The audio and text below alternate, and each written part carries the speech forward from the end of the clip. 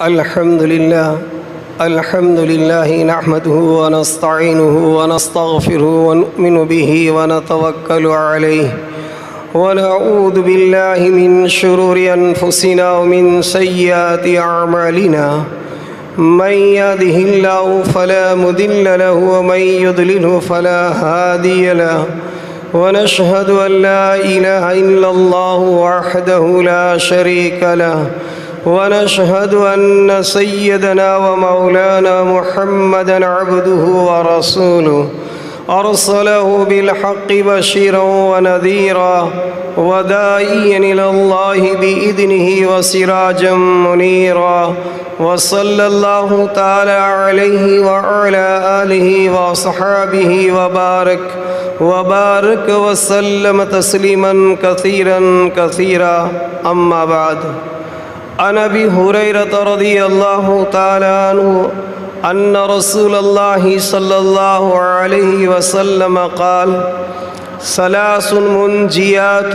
وثلاث مهلكات، فأما المنجيات فتقوى الله في السر والعلانية والقول بالحق في الرداء والسخط والقصد في الغناء والفقر. وأما المهلكات فهوى متبع وشح مطاع وإيجاب المرء بنفسه وهي أشدهن، أو كما قال النبي صلی اللہ علیہ وسلم. گرامی قدر سامعین، نبی پاک صلی اللہ علیہ وسلم کے فرامین میں سے ایک حدیث آپ حضرات کی خدمت میں پیش کی ہیں. اس حدیث میں نبی پاک صلی اللہ علیہ وسلم کائنات میں بسنے والے تمام انسانوں کی کامیابی اور بھلائی اور خوشحالی اور اطمینان والی زندگی کے 3 اصول بیان کر رہے ہیں، اور اس کے برعکس بربادی اور ناکامی اور حالات میں رہ کر حالات کا شکار ہونا اور دکھ اور مصیبت میں مبتلا رہنا، اس کے بھی 3 اصول بیان کیے جا رہے ہیں. تو گویا کہ اس حدیث پاک میں کامیابی کے 3 اصول ہیں اور ناکامی کے 3 ضابطے ہیں. اور تھوڑا سا ہم غور کریں کہ اس پوری کائنات میں جو انسان نامی مخلوق بس رہی ہیں، ایک انسان کی زندگی میں اللہ رب العالمین نے حالات کے اندر رہتے ہوئے شریعت کا پابند بنایا ہے. چاہے کیسے بھی حالات ہوں اور کیسی بھی زندگی ہو، اسے چاہیے کہ وہ اپنی شریعت کو مد نظر رکھے اور شریعت کے قوانین اور شریعت کے ضوابط پر عمل کرے گا تو وہ کیسے بھی حال میں ہوگا وہ انسان کامیاب ہوگا. اور انسان کی فطرت میں یہ بات رکھی ہے کہ انسان کسی بھی شعبے میں اور کسی بھی جگہ کام کرتا ہو، ہر انسان یہ چاہتا ہے کہ میری زندگی خوشحالی والی گزرے، میری زندگی اچھی گزرے، میری زندگی امن و امان والی، اور میری زندگی دنیا کے اندر باعزت گزرے. دنیا کا ہر ایک انسان جس کی طبیعت کے اندر شرافت اور سلیم الطبیعتیں ہر انسان وہ چاہتا ہے. تو دنیا کا ہر ایک انسان کامیابی چاہتا ہے. تو صاحب شریعت سرکار دو عالم صلی اللہ علیہ وسلم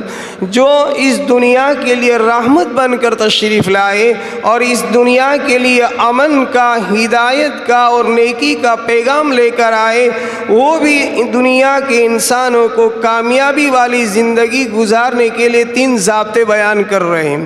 تو اس حدیث میں حضرت ابو ہریرہ فرماتے ہیں کہ نبی پاک صلی اللہ علیہ وسلم ارشاد فرماتے ہیں کہ ثلاث منجیات، 3 چیزیں ایسی ہیں جو انسان کو نجات دلا دیتی ہیں. وثلاث مہلکات، اور 3 چیزیں ایسی ہیں جو انسان کو ناکام اور نامراد کر دیتی ہیں. پھر تشریح کرتے ہوئے آپ نے فرمایا فَأَمَّا الْمُنْجِيَاتِ، کہ جو نجات دینے والی، جو کامیابی دلانے والی، جو امن و امان والی زندگی گزارنے والی چیزیں ہیں، اس میں سب سے پہلے آپ نے فرمایا فَتَقْوَى اللَّهِ فِي السَّرِّ وَالْعَلَانِيَّةِ، کہ کامیابی کا سب سے محتم بھی شان اصول اور محتم بھی شان بنیاد جو ہے وہ آدمی کی زندگی میں ہر حال میں تقوی آ جائے، خلوت میں بھی تقوی ہو، جلوت میں بھی تقوی ہو، اجتماعی زندگی کے اندر بھی تقوی ہو، انفرادی زندگی میں بھی تقوی ہو، خوشحالی کی زندگی میں بھی تقوی ہو اور ناگوار حالت میں بھی تقوی ہو، امیر ہو یا غریب ہو، خوشحال ہو یا غم والا ہو، شہری ہو یا دیہاتی ہو، مرد ہو یا عورت ہو، ہر وہ انسان جس کی زندگی میں روح ہے، سمجھدار ہیں، تو آپ نے فرمایا سب سے پہلے کامیابی کے لیے اس سے چاہیے کہ ہر حال میں اللہ سے ڈرے اور تقوی اختیار کرے۔ اور آپ قرآن کریم کو دیکھیں گے تو سورہ بقرہ سے لے کر سورہ ناس تک جتنا تقوی کا لفظ استعمال ہوا ہے شاید اور کوئی لفظ استعمال ہوا۔ آپ شروع بقرہ کر دیجئے اور پڑھیے الف لام را الف لام میم، اور اس کے بعد کہیں گے کہ تو کہتے ہیں ھدی للمتقین، لا ریب فیہ، یعنی یہ کتاب ایسی ہے کہ یہ تقوی والوں کے لیے ہدایت ہے۔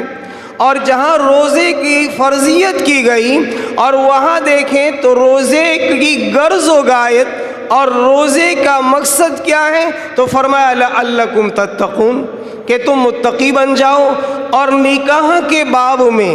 جتنی آیتیں پڑھی جاتی ہیں ان تینوں آیت کے اندر اللہ رب العالمین نے تقوی کا ذکر کیا۔ یا ایھا الناس اتقوا ربکم الذی خلقکم من نفس واحدہ، یا ایھا الناس اتقوا ربکم، اے لوگو تم اپنے پروردگار سے ڈرو۔ اور دوسری آیت میں ذکر کیا یا ایھا الذین آمنوا اتقوا اللہ حق تقاتہ، اے ایمان والو اللہ سے ڈرو جیسے ڈرنے کا حق ہے۔ تیسری آیت میں کہا یا ایھا الذین آمنوا اتقوا اللہ وقولوا قولا سدیدا، اے ایمان والو اللہ سے ڈرو اور اچھی بات کہو۔ تو آپ قرآن کو دیکھیں گے تو اللہ رب العالمین نے جا بجا جگہ بجگہ تقوی کا لفظ استعمال کیا، اور تقوی کا لفظ استعمال کرنے کے بعد فرمایا فاتقوا اللہ لعلکم تفلحون، تم تقوی اختیار کرو گے تو کامیاب ہو جاؤ گے۔ اب تقوی ہے کیا، اور تقوی کہتے ہیں کس کو؟ تو لفظ تقوی کا معنی دیکھا جائے تو یہ عربی کا لفظ ہے جس کے معنی ہے بچنے کے۔ اب کس چیز سے بچا جائے اور تقوی والی زندگی کس کو کہتے ہیں؟ تو ایک مرتبہ حضرت عمر فاروق رضی اللہ تعالی عنہ نے مجلس شورا بلائی اور وہاں پر آپ نے تذکرہ کرتے ہوئے فرمایا کہ بتاؤ تقوی کسے کہتے ہیں؟ ہر ایک نے اپنی اپنی رائے دی۔ ان میں سب سے زیادہ قرآن پڑھنے والے اقرأ القرآن جو تھے یہ حضرت ابی بن کعب رضی اللہ تعالی عنہ تھے، خاموش بیٹھے ہوئے ہیں، سر جھکائے ہوئے ہیں۔ آپ نے دیکھا سب نے تقوی کے بارے میں کچھ نہ کچھ باتیں کہی ہیں، لیکن حضرت ابی بن کعب رضی اللہ تعالیٰ عنہ خاموش بیٹھے ہوئے ہیں، حالانکہ وہ اقرأ القرآن ہیں، سب سے زیادہ قرآن کی تلاوت کرنے والے، اور سب سے زیادہ صحابہ میں قرآن کو پڑھنے والے جو تھے وہ حضرت ابی بن کعب تھے۔ تو آپ نے حضرت ابی بن کعب سے فرمایا اے ابی بن کعب، تمام صحابہ نے اپنے اپنے اعتبار سے تقوی کی تعریف کی اور تقوی کی بات کہی، آپ بتائیے تقوی کہتے ہیں کسے؟ تو حضرت ابی بن کعب رضی اللہ تعالیٰ عنہ نے مثال دیتے ہوئے فرمایا کہ امیر المومنین آپ دیکھیے کہ دنیا کے اندر کوئی ایسی راہ ہو، ایسا راستہ ہو کہ جو راستہ انسان کی گزرگاہ ہو، انسان کے آنے جانے کا راستہ ہو، اور اس راستے کے دونوں کنارے داہنی طرف بھی بائیں طرف بھی کھاردار کانٹے کی باڑیاں اور جھاڑیاں ہوں، اور وہ کانٹے کی جھاڑیاں جو ہیں اور راستے سے ملی ہوئی ہو، راستہ تنگ بنا دیا ہو، مشکل سے گزرگاہ ہو سکے، ایسی دونوں طرف خاردار اور کانٹے کی جھاڑیں ہو، درخت ہو، اور اوپر بھی برابر گھنے درخت ہو، اور وہ گھنے درخت کی ٹہنیاں لمبی لمبی ہو، اور وہ راستے کے اوپر لٹکی ہوئی ہو، اور جو راستہ کہا جا رہا ہے اس راستے کے اوپر بڑا بڑا گھاس اگا ہوا ہو، اور جس گھاس کے اوپر مٹی نظر نہ آ رہی ہو، صرف گھاس ہی گھاس نظر آ رہا ہو، اور معلوم نہ ہو کہ اس گھاس کے نیچے کوئی موذی جانور ہوگا یا نہیں ہے، یا یہ کہ اس راستے میں کھڈا ہوگا یا سوراخ ہوگا، وہ پتہ نہ چل سکے، ایسی راہ سے جب آدمی گزرے گا تو آپ بتائیے کیسے گزرے گا؟ پھر فرمایا امیر المومنین، جب ایسا خاردار اور کانٹے والا اور یہ ہے کہ جھاڑیوں والا راستہ ہو تو آدمی جب کپڑے پہنا ہوا ہوتا ہے اور گزرتا ہے تو یہ کوشش کرتا ہے کہ کہیں ادھر کے کانٹے میرے اس کپڑے میں نہ چپک جائے اور ادھر کے کانٹے اس والے کپڑے میں نہ چپک جائے، برابر دھیان رکھتے ہوئے، نظر رکھتے ہوئے، کپڑے کو بچاتے ہوئے وہ جا رہے ہیں۔ اور پھر نیچے جو گھاس ہے تو وہ آدمی ہر وقت خوف کرتا ہے کہ کہیں کسی بیل میں سے، کہیں کسی سوراخ میں سے موذی جانور مجھے کاٹ نہ لے، یا کوئی ایسا بڑا کھڈا نہ ہو کہ جس کی بنا پر میرا پیر اس کھڈے میں پڑے اور کہیں میں گر نہ جاؤں، ایسے وہ بچ بچ کر چلتا ہو، اور اوپر کی ٹہنیاں جو لمبی لٹک رہی ہو، اور اس میں یہ خطرہ بھی ہو کہ اوپر کہیں سانپ نہ ہو اور درخت کی ٹہنی سے کہیں میرے اوپر نہ گر جائے اور مجھے نہ ڈس لے، اس طرح وہ آدمی سہما ہوا، ڈرا ہوا اس راستے کو پار کرتا ہے۔ بس یہی مثال تقوی کی ہے کہ انسان کو چاہیے کہ اللہ نے جتنی زندگی دنیا میں اس کو دی ہے، اس زندگی میں اللہ کی اوامر کو، اللہ کے احکام کو اور اللہ کے فرامین کو مد نظر رکھتے ہوئے اپنی زندگی کو گزارتا جائے، اس لیے کہ دنیا کی زندگی امیر المومنین کوئی زندگی نہیں، اس لیے کہ نبی پاک صلی اللہ علیہ وسلم نے فرمایا کن فی الدنیا کأنک غریب او عابر السبیل، اے دنیا کے لوگوں تم دنیا میں اس طرح رہو جس طرح کہ ایک راہ گزر دنیا میں رہتا ہے۔ ایک مسافر آدمی جب وہ سفر کرتا ہے تو راستے سے گزرتا ہے تو راستے کے اندر اپنی منزل نہیں بناتا، اپنا ٹھکانہ نہیں بناتا، اپنے رہنے کی جگہ نہیں بناتا، وہ سمجھتا ہے کہ مجھے تو یہاں سے منزل مقصود تک چلنا ہے، تو وہ راستے کو گزرتا جا رہا ہے، راستے کو چلا جا رہا ہے، راستے میں کہیں ٹھہیا ٹھکانہ نہیں بنا رہا ہے۔ اور دوسرا لفظ آپ نے یہ فرمایا او عابر السبیل، یا یہ ہے کہ اجنبی کی طرح نہ ہو تو مسافر کی طرح رہو، راہ گزر کی طرح رہو۔ ایسے ہی ہر مومن کو چاہیے کہ دنیا میں زندگی گزارے تو ہر حال میں اللہ کے احکام کو، اللہ کی شریعت کو سامنے رکھ کر زندگی گزارے، اس کا نام ہے تقوی۔ اسی لیے جب حضرت علی رضی اللہ تعالیٰ عنہ سے پوچھا گیا کہ اے علی مرتضیٰ تقوی کسے کہتے ہیں آپ بتائیے، تو آپ نے فرمایا کہ تقوی یہ ہے کہ آدمی کی زندگی میں اللہ کا استظہار ہو، اللہ کا دھیان ہو، کہ ہر وقت میرا خدا مجھے دیکھ رہا ہے، چاہے رات کی اندھیری کوٹڑی ہو یا چاہے دن کا اجالا ہو، چاہے تنگی ہو چاہے خوشحالی ہو، ہر حال میں آدمی زندگی گزارے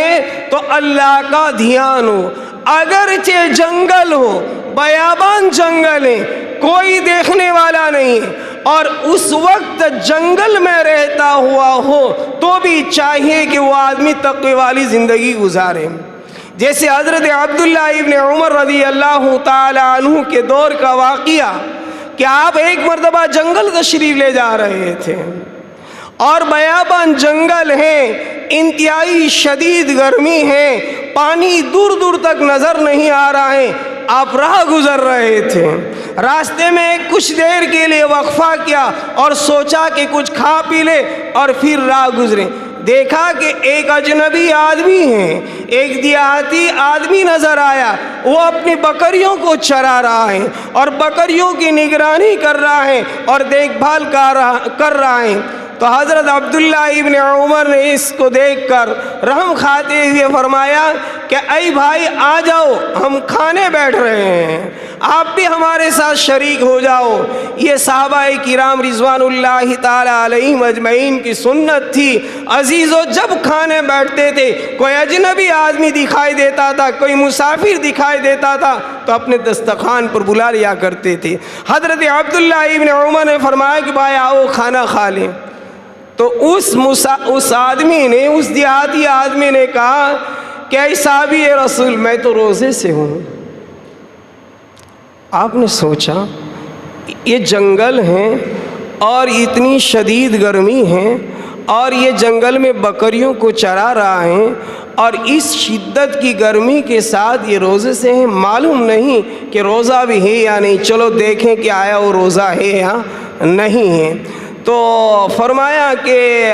آپ روزے سے ہیں، کوئی بات نہیں، ایک کام کیجئے، آپ کی بکریوں میں سے ایک بکری ہمیں دے دیجئے، ہم اس کو ذبح کریں گے اور اس کا گوشت بنائیں گے اور پھر افطاری کے وقت کھانا کھا لیں گے. تو اس چرواہے نے، بکریوں کے چرواہے نے عجیب و غریب جواب دیا اور فرمایا کہ یہ بکریاں میری نہیں ہیں، میرے مالک کی ہیں اور مجھے میرے مالک نے اجازت نہیں دی ہے کہ میں کسی کو بکری دوں، اس لیے مالک کی اجازت کے بغیر میں آپ کو حضرت بکری دے نہیں سکتا ہوں. تو امتحاناً عبداللہ ابن عمر نے ان سے کہا کہ دیکھیے جنگل ہے اور جنگل درندوں کا ہوا کرتا ہے، پھاڑ کھانے والے درندے اس طرف سے گزرتے رہتے ہیں اور یہ جانوروں پر حملہ بھی کر لیتے ہیں اور جانوروں کو کھا جاتے ہیں. تو اگر آپ ایک بکری ہمیں دے دیں اور اگر آپ کا مالک اگر آپ کی بکریوں کی گنتی کرتے وقت پوچھ لیں کہ بکری کہاں گئی تو آپ یہ کہہ دینا کہ جنگل تھا، میں بکریوں کو چرا رہا تھا تو ایک درندہ اور جانور آیا اور یہ ہے کہ بکری پر حملہ کر کے شکار کر کے لے گیا. تو مالک مان بھی جائے گا کہ جنگل تو ہوتا ہی ہے وحشی اور درندوں کا وہاں ٹھکانے والا. تو عجیب و غریب جواب دیا، یہ ہے تقویٰ. فرمایا کہ حضور آپ مجھے جو یہ کہہ رہے ہیں نا کہ یہ جنگل ہے، جنگل کے اندر درندے آتے ہیں، مالک کو پتہ نہیں، خبر نہیں ہے اور آپ کہہ دیں گے آپ کی بات بھی بن جائے گی اور یہ ہے کہ ہم سب کا کام بن جائے گا. تو اے عبداللہ ابن عمر، این اللہ، اگر میں مالک کو بتا دوں گا تو وہ خالق کائنات، وہ مالک الملک جو بادشاہوں کا بادشاہ ہے، وہ کہاں گیا؟ وہ تو دیکھ رہا ہے، چاہے جنگل ہو یا نہ ہو، چاہے مالک ہو یا نہ ہو، چاہے وحشی جانور ہو یا نہ ہو، اگر میں اس دنیا کی زندگی میں جھوٹ بول دوں گا اور مالک کے پاس میں اگر چھوٹ بھی گیا تو اے عبداللہ اس اللہ کے سامنے میں جب کھڑا ہوں گا اس وقت اگر مجھے اللہ پوچھ لے گا تو میں اس وقت کیا جواب دوں گا؟ یہ ہے اللہ کی ذات کا استحضار اور یہ ہے اللہ کا دھیان. تو حضرت علی نے فرمایا کہ تقوی والی زندگی اور تقوی کا معنی تو سب سے پہلے تو آدمی کو چاہیے کہ اللہ کی ذات کا استظہار کرے، یعنی اللہ کو ہر کام کے وقت حاضر اور ناظر سمجھے کہ میرا اللہ مجھے دیکھ رہا ہے. آپ نے یہ کہا اور فرمایا دوسرا یہ ہے کہ آدمی کی زندگی کے اندر عمل بالقرآن ہو، یعنی اس کی زندگی قرآن کے اسلوب پر گزر رہی ہو اور اس قرآن کریم کو دستور حیات مان کر چل رہا ہو کہ قرآن کیا حکم دیتا ہے، قرآن کیا کہتا ہے، تو قرآن جو کہہ رہا ہو کہ جو آدمی اللہ سے ڈرا وَأَمَّا مَنْ خَافَ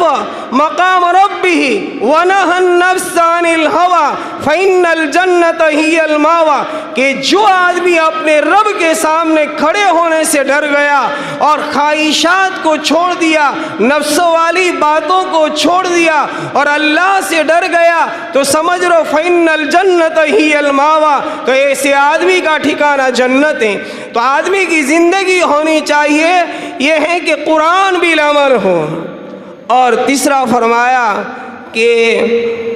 رزق پر راضی رہنے والا ہو، یعنی جو روزی مل جائے، رزق میسر آسانی سے جو روزی مل جائے اس پر وہ آدمی قناعت کر لے اور وہ آدمی رضا بقضا ہو، جتنا اللہ نے جو دیا ہے اس پر راضی رہے اور دنیا کے پیچھے اس طرح نہ دوڑے کہ نہ رات دیکھے نہ دن دیکھے نہ گرمی دیکھے نہ سردی دیکھے اور ہائی دنیا اور بلکتا ہوا اور دکھ اور دردوں میں زندگی گزارتا ہوا روزی کے پیچھے اس طرح نہ دوڑے، بلکہ قناعت والی زندگی گزارے، جو اللہ نے دے دیا اور جو آسانی سے مل گیا اس روزی پر اطمینان کے ساتھ زندگی گزارنے والا ہوں۔ تیسری چیز آپ نے یہ اور فرمایا کہ چوتھی چیز یہ ہے کہ آدمی ترک گناہ کر لے، یعنی گناہوں سے بچ جائے۔ تو جس کی زندگی میں یہ چار اصول آ گئے حضرت علی نے فرمایا تو سمجھ لو کہ یہ آدمی متقی بن گیا، اور جب متقی بن جائے گا تو اللہ کا وعدہ ہے کہ اللہ رب العالمین یہ متقیوں کا دوست ہے۔ ان اولیاء الا المتقون، کہ اللہ ولی ہے، اللہ دوست ہے، اللہ محبت کرتے ہیں اس آدمی سے جس آدمی کی زندگی کے اندر تقویٰ ہے۔ اب تقویٰ آئے گا کیسے؟ تقوی والی زندگی کیسے گزاری جائے؟ تو فرمایا کہ تقویٰ اگر زندگی میں لے آنا ہے اور تقوی والی زندگی گزارنا ہے تو جن کی صفات حسنہ ہیں، جن کی عادتوں میں اچھی اعمال ہیں، جن کی باتوں میں سچائی ہے، جن کی باتوں کے اندر حق گوئی ہے، جن کی باتوں میں تواضع ہے، تو سمجھ لو کہ یہ آدمی متقی ہے، ان کی صحبت اختیار کرو۔ یا ایھا الذین آمنوا اتقوا اللہ وکونوا مع الصادقین، صادقین کے ساتھ رہو گے خود بخود تمہاری زندگی میں تقوی آ جائے گا۔ اور عزیز دوستو، تقوی لے آنے کے لیے حالات کا مقابلہ کرنا پڑتا ہے، اور وہ حالات کیا ہے کہ آدمی تقوی والی زندگی جب گزارتا ہے تو بہت سے حالات ایسے آتے ہیں کہ اس وقت اس کی سخت آزمائش ہو جاتی ہیں۔ اسی لیے امام شافعی رحمۃ اللہ تعالیٰ فرماتے ہیں کہ آدمی کی تین حالتیں بہت ہی نازک سے نازک تر ہوتی ہیں اور بہت ہی سخت سے سخت ترین ہوتی ہیں، اور اس میں اس کی بڑی آزمائش ہوتی ہیں۔ اور فرمایا کہ آدمی تنگی کے اندر سخاوت کرے، گھر میں کچھ نہ ہو اور کوئی اپنے سے زیادہ مستحق آ گیا، محتاج اور ضرورت مند آ گیا، خود تو تنگی میں گزار رہا ہے، خود تو بھوکا رہ رہا ہے، لیکن اپنے سے زیادہ کوئی بھوکا آ گیا، ایسے وقت میں سخاوت کا کرنا یہ انسان کی جگر گردے کی کام ہوتی ہے، اور اس سخاوت پر عمل کرنا بہت بھاری ہوتا ہے۔ تو امام شافعی فرماتے ہیں کہ تنگی کے وقت سخاوت یہ انسان پر سخت سے سخت گزرتا ہے۔ اور دوسرا آپ نے فرمایا کہ تنہائی میں گناہ سے بچنا، حالات تمام کے تمام گناہوں کے سازگار ہیں، گناہوں کی طرف بلانے والے، گناہوں کی طرف دعوت دینے والے اور گناہوں کی طرف لپکنے والے تمام حالات بنے بنائے ہوئے ہیں۔ کوئی رکاوٹ اور کوئی مانع چیز نہیں ہے، نہ کوئی وہاں درندہ فرق سکتا ہے، نہ کوئی پرندہ آ سکتا ہے، نہ کوئی انسان دیکھ سکتا ہے، صرف آدمی تنہا ہے اور گناہ کا راستہ آراستہ ہے۔ ایسے ماحول میں، ایسی حالت میں آدمی کا گناہ سے بچ جانا یہ بہت ہی بڑی دشواری چیز ہے،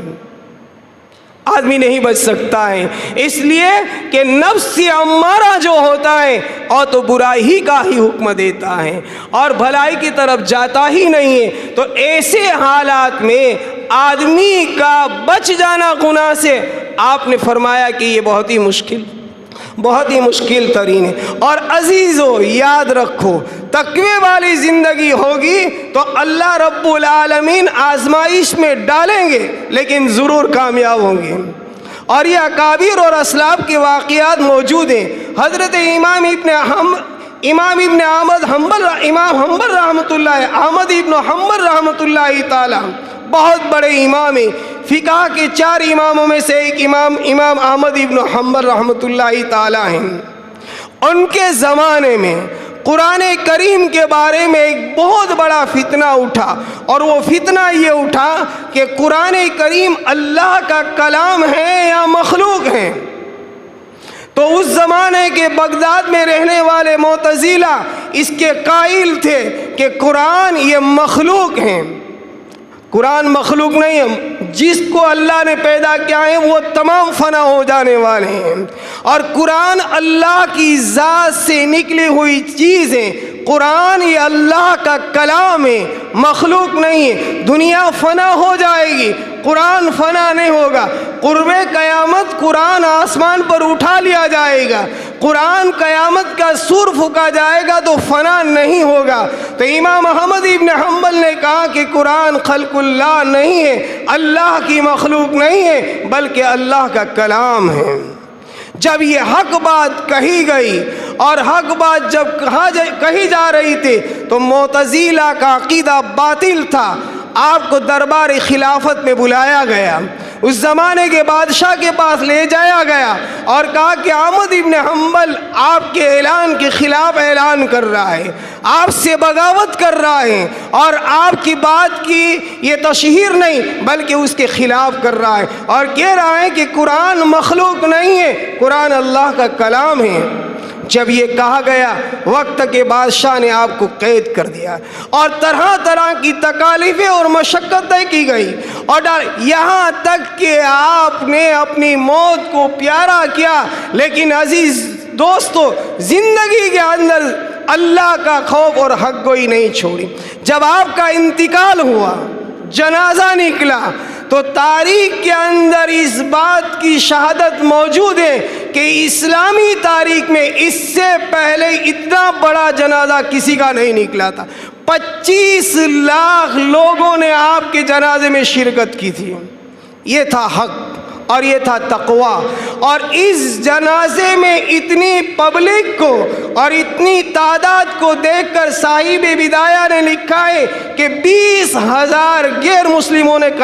کلمہ پڑھ لیا کہ یہ آدمی صحیح ہو سکتا ہے، اور جس مذہب پر اور جس دھرم پر چلنے والا ہے وہ مذہب اور دھرم بھی صحیح ہے، ہم جس دھرم پر وہ چلتا ہے اس دھرم کی شہادت اور گواہی دیتے ہیں اور ہم کلمہ پڑھتے ہیں۔ تو عزیز دوستو نتیجہ یہ ہوتا ہے ابتداءً حالات آتے ہیں لیکن اللہ رب العالمین تقوی والے کو کامیاب کرتے ہیں۔ تو ہماری زندگی کے اندر ہم تقوی کو اپنائیں۔ تو آپ نے جو حدیث بیان فرمائی اس میں 3 چیزوں کو کہا کہ 3 چیزیں نجات دینے والی، اس میں سب سے پہلے کا فَتَقْوَى اللَّهِ فِي السِّرِّ وَالْعَلَانِيَّةِ، ظاہر میں بھی، باطن میں بھی، تنہائی میں بھی، جلوت میں بھی، خلوت میں بھی، سب حال میں اللہ سے ڈرنا چاہیے۔ اللہ رب العالمین ہماری زندگیوں میں بھی تقوی عطا فرمائے اور کہنے سننے سے زیادہ عمل کی توفیق نصیب فرمائے۔ وآخر دعوانا